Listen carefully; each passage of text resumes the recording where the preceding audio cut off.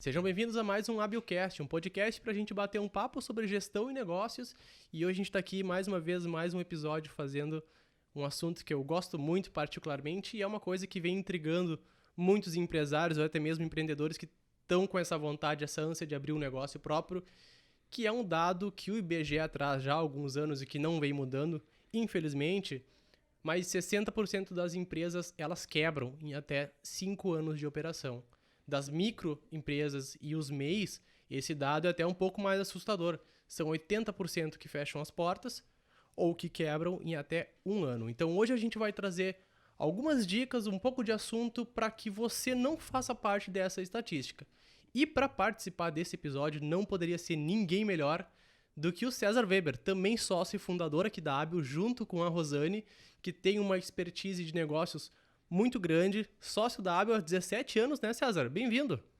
Olá, Ari. Olá, clientes e amigos. Tudo bem? É um prazer estar aqui para conversar um pouquinho sobre gestão e falar um pouquinho sobre questão de empresas, né? Realmente abertura de empresa, dificuldades dos empresários, especialmente o pequeno empresário. Então é muito bom poder estar aqui para conversar um pouquinho a respeito disso. Eu acho que tu tem um pouco de assunto para falar, já não é tão novo nesse ramo, né, César? Não é há pouco tempo que tu tem expertise com esse assunto, acho que a gente pode trocar uma ideia bem legal, né?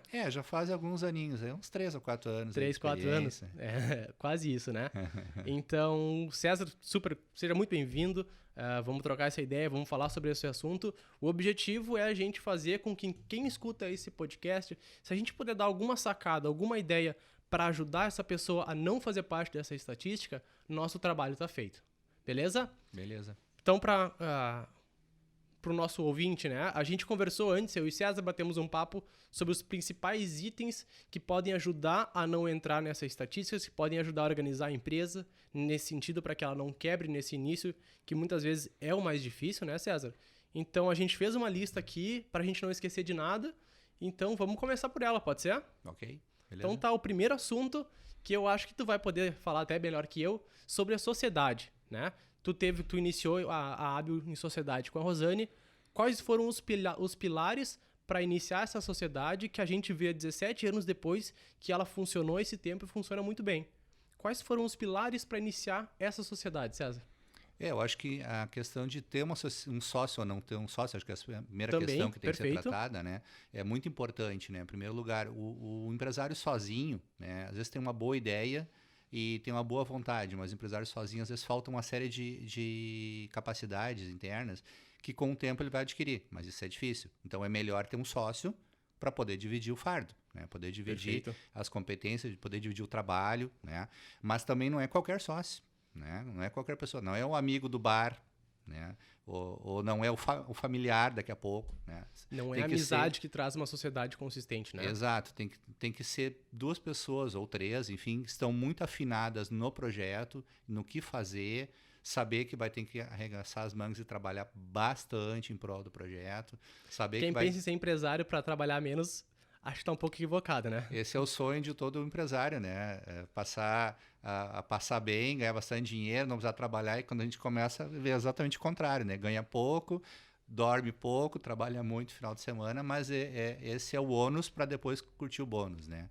Então, quanto à questão de sociedade, realmente, assim, ser um amigo ou ser um familiar é ótimo, desde que seja bom para a sociedade, desde que seja bom para o negócio. Desde que não seja esse o critério também para montar uma empresa. Exatamente. Então, as pessoas elas têm que ter afinidade com o negócio, afinidade com aquele projeto que está sendo desenvolvido e trabalhar em prol disso. Então, sempre é importante definir atribuições entre os sócios, né? Definir responsabilidades, saber respeitar a opinião do outro, isso é muito importante, né? Perfeito. Porque no momento que eu tenho um sócio, eu vou ter que ouvir coisas do sócio e às vezes aquilo que eu não queria ouvir. Uhum. Então é importante saber dividir e saber respeitar a opinião do outro, isso é muito importante. E a gente teve uma liga muito grande, eu e a Rosane, no início do nosso processo. Eu já conhecia a Rosane de longa data, da época da consultoria, uma profissional extremamente competente, né? E ela já me conhecia também, que eu fazia consultoria com ela, né? Uhum. E a gente já tinha uma afinidade profissional anterior. Legal. E já se conhecia anteriormente. E foi essa afinidade profissional que nos uniu em prol dessa atividade de serviços de contabilidade, que a gente abriu a Hábil Assessoria no início, com o sonho de poder ajudar os clientes, poder prestar um bom serviço aos clientes, poder ajudar a gestão dos clientes. Né? E esse negócio foi crescendo, foi entrando mais clientes, foi entrando mais funcionários, mas sempre a relação de sociedade ela tem que se primar pelo princípio profissional. Né? Sempre. Então, a amizade é muito importante, facilita muito, mas é a profissão que está nos ligando. Né? E no nosso caso, realmente, nós somos 2 profissionais, não temos ligação familiar nenhuma, mas sempre um respeito total, um respeito de opinião. Divergências acontecem, isso é inviável, e devem acontecer. Opiniões diferentes né? têm que acontecer. E, inclusive, isso é importante. Né? Às vezes a gente acha, não pode ter divergência. Muito pelo contrário. Pode e deve ter divergência, mas divergência profissional e construtiva. Isso é muito importante. A divergência não é no sentido de brigar e dividir, é no sentido de afinar opiniões, cada um cede um pouquinho, chega-se no meio termo e se acha a melhor solução para o negócio. Melhor solução para ajudar o cliente, melhor solução para ajudar o que a gente está se projetando a fazer. E isso a sociedade ajuda muito nesse sentido. Então, volto a dizer assim, a empresa do eu sozinho, ele é muito bom porque eu decido tudo sozinho.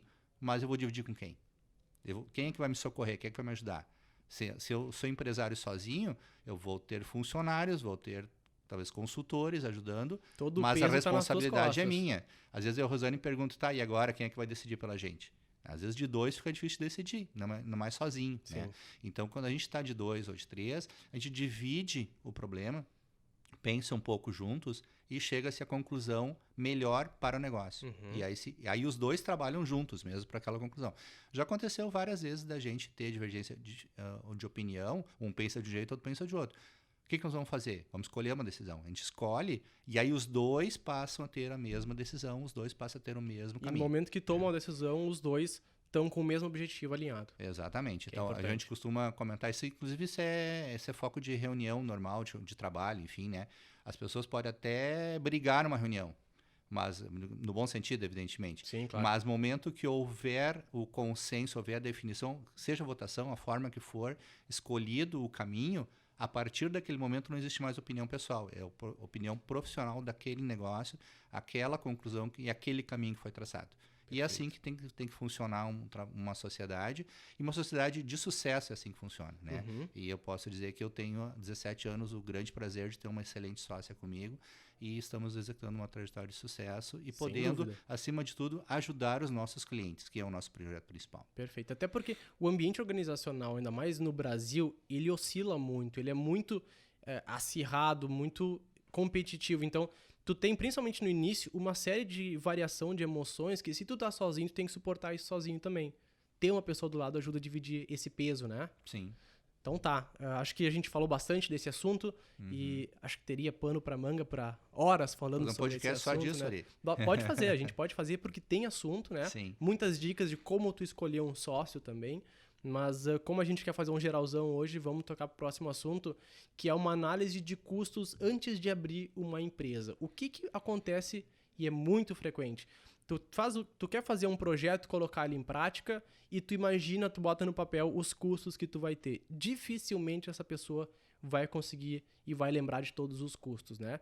Então, isso é um perigo que muitas vezes acontece. Tu tem um orçamento para fazer a tua empresa, para colocar o teu projeto em dia, né? E tu não orça bem os teus custos, tu não imagina bem, tu não prevê todos os teus custos, alguns gastos ocultos, né? Eu acho que talvez o problema é um pouquinho antes ainda ali. Porque normalmente o pessoal talvez não tenha nem a capacidade de fazer isso, de atribuir um custo, e aí se baseia naquilo que está acontecendo por aí pelo mercado. Então, eu tenho um produto X, tá comprando o custo, sei lá, R$10 o produto, a matéria-prima, mas o mercado está vendendo a R$50. Que beleza, vou vender R$45, vou ganhar muito dinheiro. Mas será que R$45 paga todos os custos e sobra dinheiro?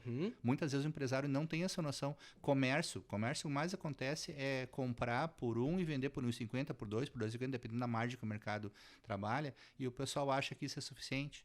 Só que Uhum. não tem a noção de quanto vai vender, não tem a noção do custo que tem.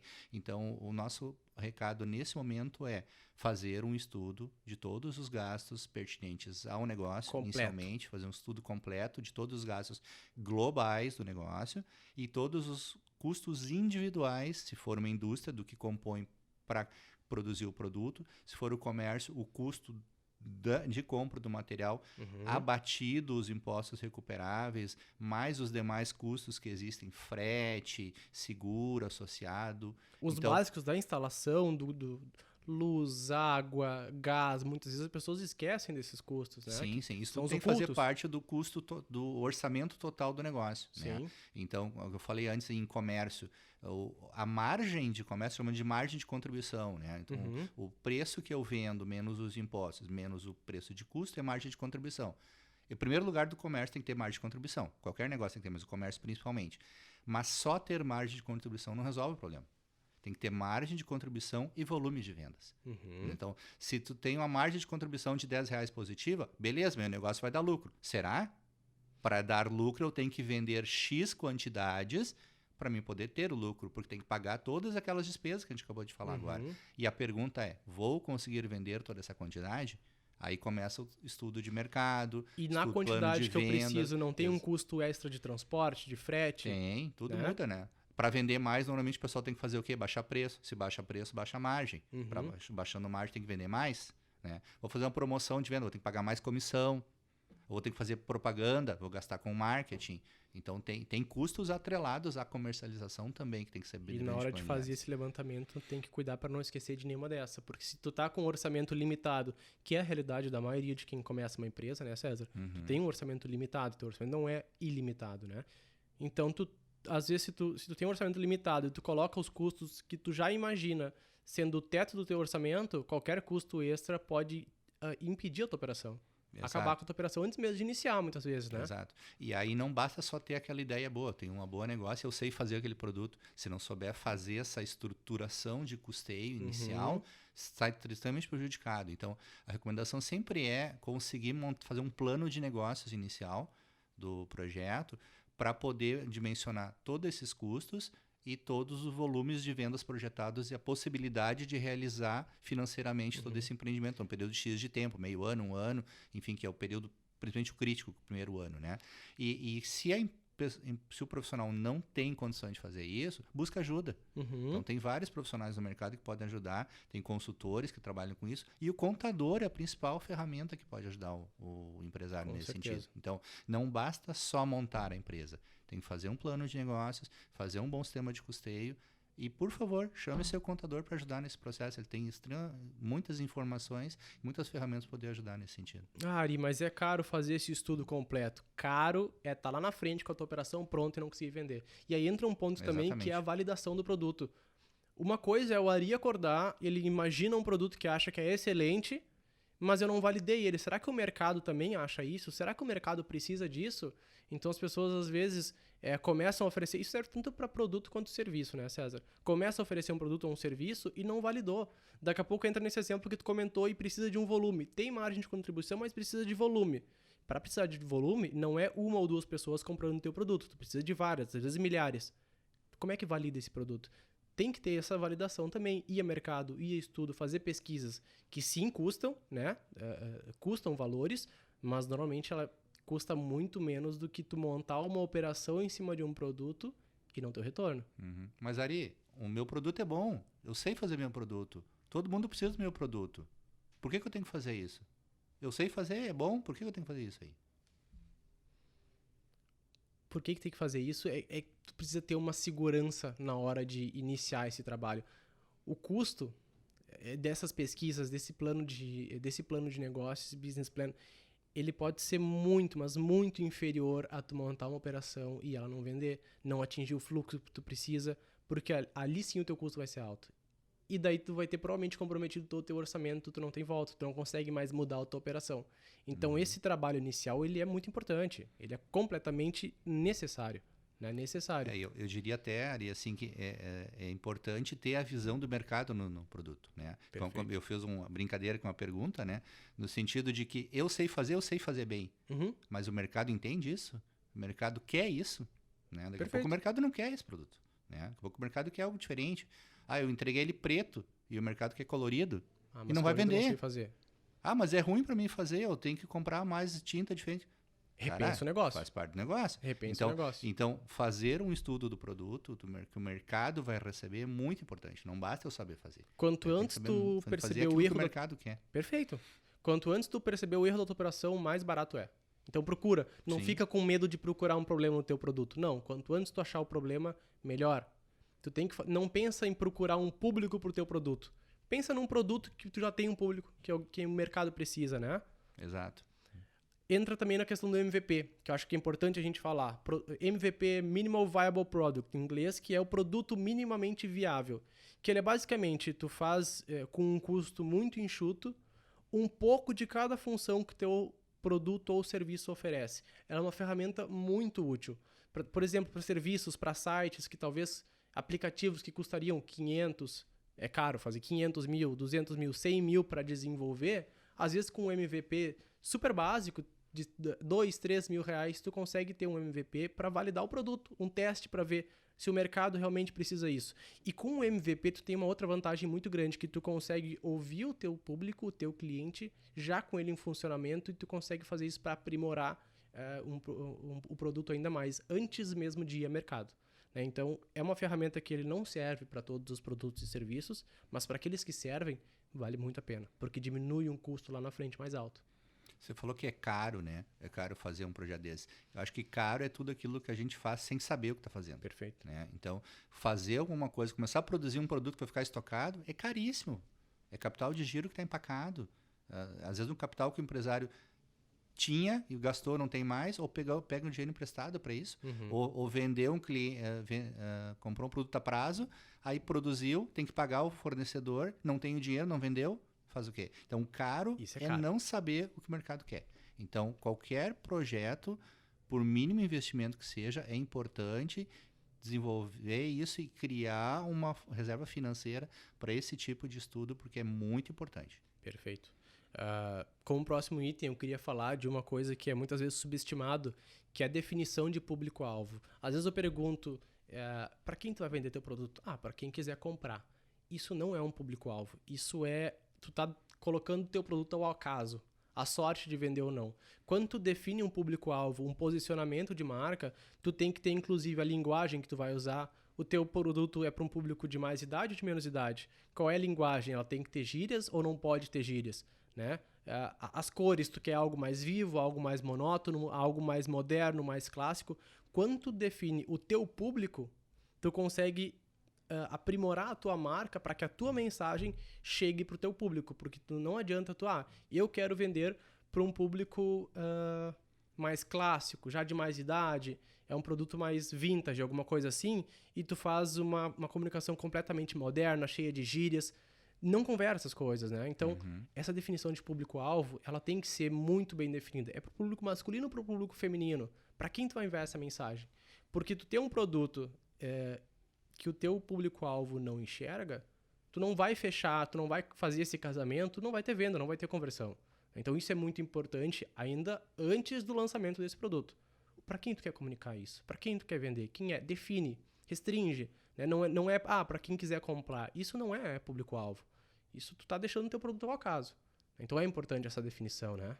Sem dúvida. Por mais que o produto talvez seja para todo mundo, existem alguns produtos que são universais, por exemplo, higiene, limpeza, alimentação, mas a roupagem dele, a embalagem dele é direcionada para um público-alvo específico. Perfeito. Né? Então, se eu vou fazer bem colorido, eu vou direcionar para um público. Se eu vou fazer sóbrio, eu vou direcionar para outro tipo de público. A comunicação, como tu mesmo disse, tem a comunicação direcionada para um público específico. Então, é impossível fazer algo para todos. Isso é impossível. O que existe é fazer várias coisas diferentes para abranger mais públicos maiores. Mas o que a gente nota é que normalmente as empresas de sucesso, elas se focam em nichos de mercado. Né? Então, como tu mesmo disse, público-alvo. Né? Definir o público-alvo e trabalhar com o seu produto para aquele público-alvo. Então, Perfeito. isso é muito importante, justamente para definir a embalagem, para definir a qualidade do produto, às vezes a adequação do produto àquele tipo de segmento. Então, vai mexer no produto específico. E a comunicação, realmente, né? O marketing, hoje em dia, sem marketing é muito difícil vender. Então, ter uma boa comunicação e para ter comunicação que tu define o público-alvo. Perfeito. Isso é muito, muito importante antes mesmo de iniciar a produção, né? Sim. Então agora, César, vamos falar de um assunto que já é um pouco adiante, quase que no início da operação, que é a contratação e demissão. O que tu tem a falar sobre isso? Ah, que belo assunto esse. Olha. É bom, né? Ah, que maravilha. A gente até deu uma pincelada no último podcast de RH, no penúltimo com a Fernanda, sobre contratação e demissão. É um passo muito importante. As pessoas que vão estar contigo na tua operação, né? Tu comentou antes comigo uma frase que tu sempre usa, que a gente contrata as pessoas pelas... Como é que foi que tu falou?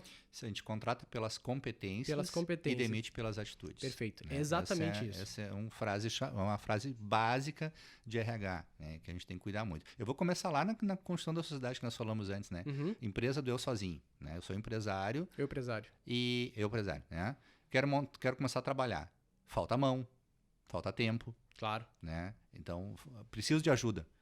Uma forma de buscar ajuda é no sócio.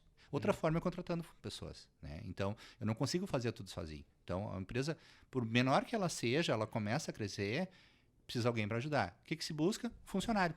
Se busca alguém no mercado. Hoje tem alternativas, né? Tem estagiário, funcionário. Enfim, se busca alguém para ajudar no processo.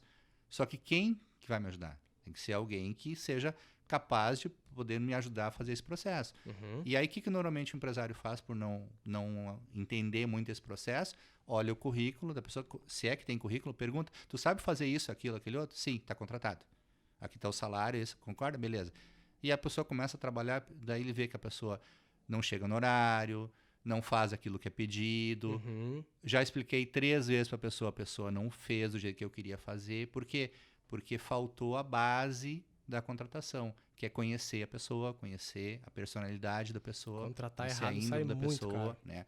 E aí o que acontece? Investir tempo, investir treinamento e não deu certo. Tem que demitir, tem todo um custo de demissão que é caríssimo, esse custo de demissão. Fora esse custo de treinamento, esse tempo que tu teve com a pessoa, custo de treinamento, enfim. E aí começa tudo de novo, né? Começa a buscar alguém de novo para contratar, a treinamento de novo, começa tudo de novo. Então, por que isso? Porque contratou errado. As pessoas olham a competência. Então, a pessoa olha o currículo da pessoa. Se a pessoa já trabalhou numa outra empresa nessa profissão, vai servir para mim. Será que vai? Por que a pessoa saiu da outra empresa? Essa é uma questão, acho que às vezes básica, né? Por que a pessoa saiu? A pessoa às vezes não pega o telefone, não liga para a empresa anterior perguntando o que aconteceu. Isso é básico numa contratação de RH. Saber o que aconteceu. Perguntar para a pessoa, por que tu saiu da empresa? O que te moveu a sair? Ou por que a empresa te tirou? Então, é uma pergunta básica. Tem que ser Daqui a pouco aí fazer tu já perguntas de personalidade, perguntas do hobby da pessoa, pergunta como é que a pessoa age em determinada situação. São pequenos detalhes que mostram como é que a pessoa reage. Né? Nessa própria pergunta, César, tu pode pescar algumas coisas. Isso é comum de acontecer. Pergunta por que tu saiu daquela empresa? Não, porque a empresa não funcionava isso, eu queria fazer aquilo, a empresa não deixava, eu queria trazer novidades, a empresa era careta. Quando tu vê uma série de terceirizações de culpa, tu já vê uma pessoa que ela gosta de terceirizar a culpa, que nunca vai ser culpa dela. Também. Tu já pega algumas coisas assim comportamentais. Perguntar qual foi o último livro que tu leu? O que tu aprendeu? O que tirou de aprendizagem deste livro? Tu consegue tirar algumas coisas nesse sentido, né? Tu é engajado com alguma causa? Tem muitas empresas, grandes corporações, gostam de pessoas engajadas com qualquer causa, porque tu vê alguém que tem um senso de engajamento, de pertencimento a algo, que pode agregar muito na empresa. Então, são detalhes na contratação que é muito importante, que devem ser levados em consideração, né? Sem dúvida, sem dúvida. Então, eu diria assim, perguntar a competência, a capacidade da pessoa é extremamente importante, porque sem isso não vai contratar a pessoa. Com certeza. Mas só por isso também não pode contratar a pessoa. Né? Tem que contratar a pessoa pelo que tu está sentindo dela, que ela vai poder colaborar. Tem que ter currículo também junto, não adianta. Então, é importante. E daqui a pouco é melhor tu contratar alguém sem currículo, mas contratar alguém com a índole que tu queres, porque tu treina a pessoa vai aprender a fazer. Tu vai molda levar mais tempo, mas tu treina a pessoa vai conseguir e já fazer molda o que na tu quer. cultura da tua empresa. Exatamente. Então, é muito importante conhecer o máximo possível da pessoa, e para isso, às vezes, a gente precisa de ajuda também. Né? Então, de novo, aquela questão do empresário, que tem uma boa ideia, mas não está capacitado para fazer tudo. pede ajuda. Tem vários profissionais de recursos humanos no mercado, várias agências de recrutamento no mercado que podem ajudar a selecionar o melhor perfil dentro do perfil necessário para aquela função. Dá trabalho? Dá, mas é importante para o negócio, para o sucesso do negócio. Um funcionário contratado da forma correta vai ser uma bênção para o negócio, vai ser algo que vai ajudar o negócio. Isso é muito importante. E não que vai pesar em cima, né? Exatamente. Que vai impedir o negócio de decolar. César, vamos para um assunto que a gente já conversou com o Maicon no podcast anterior, mas que a gente não pode deixar de falar, que é muito importante. Gestão financeira da empresa. Tu ter o cuidado, o dinheiro da tua empresa é o sangue da tua empresa, é o que faz a tua empresa girar. É essencial ter uma gestão financeira de qualidade, um fluxo de caixa bem feito. Vamos entrar nesse assunto um pouquinho, César, acho que é importante. Mas, com certeza, gestão financeira é uma das principais questões que o empresário tem que se preocupar, porque as empresas não quebram pelo negócio, as empresas quebram por falta de dinheiro. Por falta de caixa, muitas por vezes, falta né? de caixa. E a falta de caixa, ela vem de muitas decisões erradas ou não pensadas. Né? Então, às vezes acontece... Ou tomadas em cima de números errados ou números inexistentes. Exato. Então, a gente vê bastante acontecer por aí empresas crescendo e quebrando. E parece um paradoxo, né? Mas acontece. Por que acontece? Que falta capital de giro. Não basta só crescer. Para crescer tem que ter dinheiro. Sim. E às vezes as pessoas não entendem muito isso, né? Então a gente tem na parte da gestão financeira, tem uma parte que é bem interessante, que são os prazos. Prazo de pagamento, prazo de recebimento. É exatamente aí que começa o negócio a ficar ruim ou bom, né? Enfim, por exemplo, você tem agora, para crescer, falta dinheiro. Como é que tu cresce? Vendendo mais. Para vender mais, às vezes faz o quê? Baixa preço, aumenta prazo. Decisões não ideais.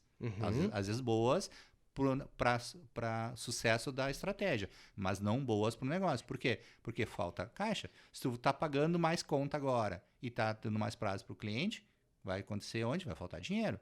Eu vou buscar dinheiro no banco. Cuidado que tem juro. Ou tu consegue esticar esse prazo com o teu fornecedor também? Às vezes sim. Se isso for possível, daí se demonstra interessante a estratégia. Legal. Então, tem que cuidar um pouco esse processo todo. Então, só crescer não é solução para o negócio. Tem que crescer dentro de uma condição financeira. E a gestão financeira é muito importante para isso. Né? Então, tem ferramentas na gestão financeira que ajudam muito o empresário a fazer isso. Só tem que fazer o dever de casa, tem que registrar tudo direitinho, tem que organizar tudo direitinho para poder saber o que vai pagar, o que vai receber. Eu não quero entrar muito a fundo nesses assuntos específicos, porque aqui, por mais que a gente já fez um podcast sobre isso, a gente podia fazer mais 2 ou 3 sobre esse assunto que é essencial para o empresário. Mas o fluxo de caixa básico é tu ter uma noção completa de tudo que entra e sai na tua empresa, ter estabelecido o que vai sair na tua próxima semana para tu ter uma gestão desses custos, né?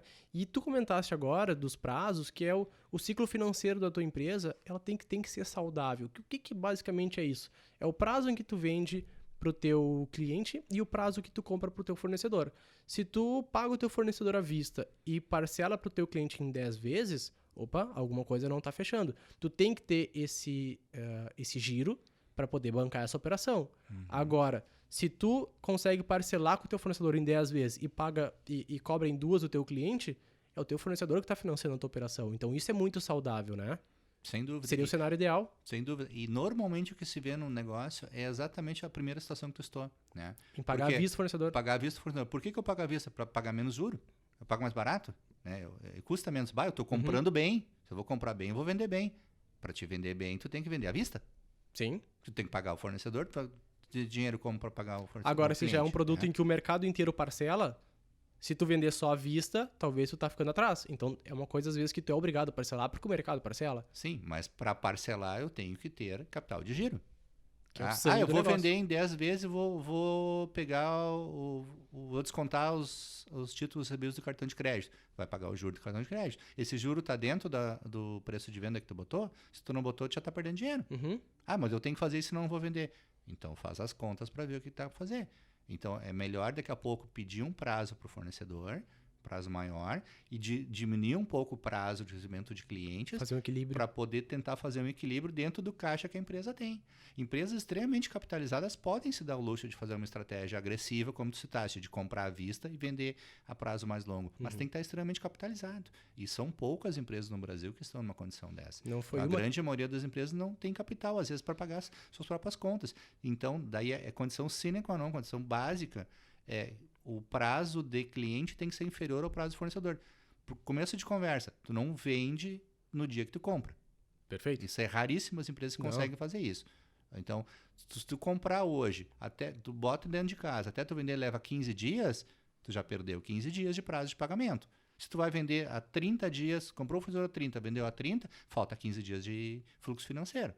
Uma coisinha bem simples. Então, qual é o segredo aí? Ter um prazo de fornecedor maior do que o prazo que eu vou receber o cliente depois. Para mim poder, com o dinheiro do meu cliente, pagar o meu fornecedor. Esse seria o básico. Aí entra, de novo, gestão financeira. Muito importante. Gestão financeira. A gente já fez a gente já falou sobre isso em outros podcasts, até com a Rosane, com o Maicon a gente falou também sobre esse assunto. Eu assisti, estava muito bom. Ficou bem completo, né? Sim. No generalizar, completo, falamos um pouco de tudo, mas a gente tem assunto para entrar em específicos por muito tempo. Então, quem se interessa mais sobre gestão financeira, a gente vai falar mais sobre esse assunto aqui sim. Tá? Então, sobre gestão financeira, a gente deu um bom olhar. Eu queria falar um pouco sobre a tributação não otimizada, que é quando a pessoa não está bem enquadrada e ela acaba, ou tem algum tipo de operação que acaba pagando muito mais imposto que ela deveria estar pagando, ou que ela poderia pagar muito menos. Fala um pouco mais sobre isso, que tu tem uma expertise para falar de imposto muito maior que a minha. Nosso país é campeão de imposto, gente, campeão de tributo, então realmente temos que olhar muito bem para isso. Os empresários que vêm de fora do Brasil para cá se apavoram com a quantidade de impostos que tem aqui, e muitos não entendem a situação. Muito menos o empresário recém que está iniciando um negócio, que às vezes não tem uma base nessa área, muitas vezes não entende nada disso, né? Se apavora com essa parte tributária e às vezes opta por decisões erradas, decisões tributárias erradas. Então, isso é extremamente importante fazer parte da análise do início de negócio, a análise de tributação. De novo, o contador, ferramenta essencial para ajudar a definir isso, tá? Desde o início do processo de abertura, desde antes da abertura, tá? Porque o objeto social do negócio, às vezes, muda a tributação. Perfeito. Então, se isso for mal montado, a tributação vai ser errada, vai começar pagando mais imposto. Tá? O público-alvo que a gente vai vender o produto define a tributação. O estado para onde a gente vai vender o produto muda a tributação. Então é possível fazer estratégias antes de iniciar a operação para definir uma estratégia melhor. Daqui a pouco, uma mudança aqui ou ali, tu consegue ter uma carga tributária menor. Com certeza, isso é extremamente importante, extremamente necessário planejar isso, e às vezes com alternativa simples se consegue ter uma eficiência tributária muito grande. Às vezes salva o negócio. Se nós estivermos falando de 5% de desconto vai salvar o negócio, às vezes numa decisão tributária se consegue isso. Sim. Às vezes, não é sempre. Né? Mas às vezes consegue. Mas às vezes consegue, dependendo da opção que se fizer. Claro que tudo dentro da lei, né? Fazer a coisa certa dentro da lei. É importante, fazer porque senão pode custar muito caro depois. Exato. Existem formas tributárias no Brasil, tem 3, 4 tipos de tributação, que a gente fala em outro momento, que a empresa pode optar, que a gente chama de opção. Tá. Essas opções, elas são definidas no início do negócio e no início de cada ano. Então, a cada virada de ano, é importante, de novo, sentar com o seu contador e analisar o próximo ano o que vai ser pensado para o negócio e qual opção tributária que vai ser feita. Não quer dizer que aquilo que eu estava fazendo este ano seja melhor para o ano que vem. Isso tem que ser pensado de que forma? Através de um planejamento. Planejar vendas, planejar os custos. Em cima disso, a melhor opção tributária para fazer. Então, extremamente importante analisar a parte tributária e definir junto com o seu contador a melhor estratégia tributária para este produto e para o seu negócio como um todo. Fato, nós temos a carga tributária no Brasil mais complexa do mundo.